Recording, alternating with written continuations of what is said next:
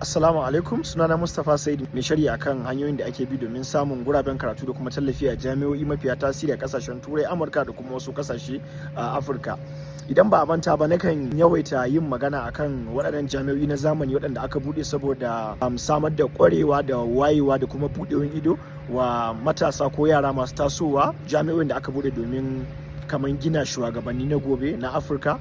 Akwai irin waɗannan jami'o'in da yanzu muke da su, akwai irin su Ashesi, su African Leadership University haka da sauransu.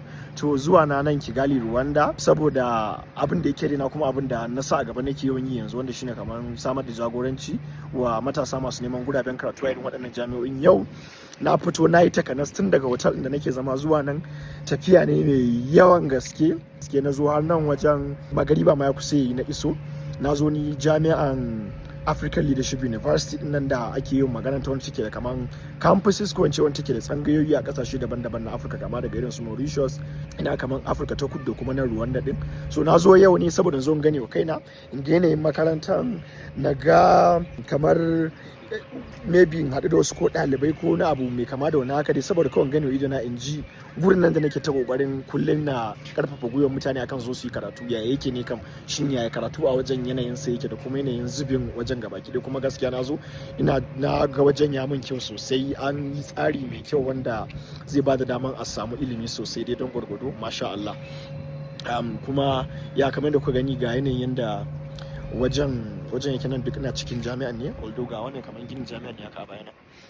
Sannan kuma nan kuma in ka tsaya haka za ga bayan ka kawai gari ne, domin inda aka gina jami'an an gina ta ne a wani wajen da ake cimawa economic zone a nan Rwanda, ko in ce a nan Kigali, kamar inda ake kamar bunƙasa tattalin arziki. So don haka yawancin irin kamar manya-manyan kamfanonuwa ta nan kamar guraren da suke sarrafe yake, da kuma jami'o'i ire-iren waɗannan jami'o'i na zamani din a nan suke. Akwai nan African Leadership University, sannan kuma akwai kamar ko Carnegie Mellon ne campus din su na nan Afirka, ko na nan Rwanda shi ma yana nan wajen. So da fatan za a ci gaba da kokari, matasa musamman masu tasowa musamman matasa ne shekaru 18, 19, 20 ya ɗanyi sama da sauransu haka, wanda suke neman dama na digiri na farko irin waɗannan jami'o'in.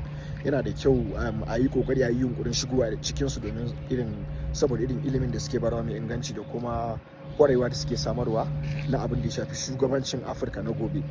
Allah ya taimake mu, Allah ba da sa'a. Wannan wajen na zo ne musamman saboda masu bibiya na, musamman 'yan undergraduate waɗanda suke su fara neman scholarships a manya-manyan jami'o'i mafiya tasiri a duniya. Na gode.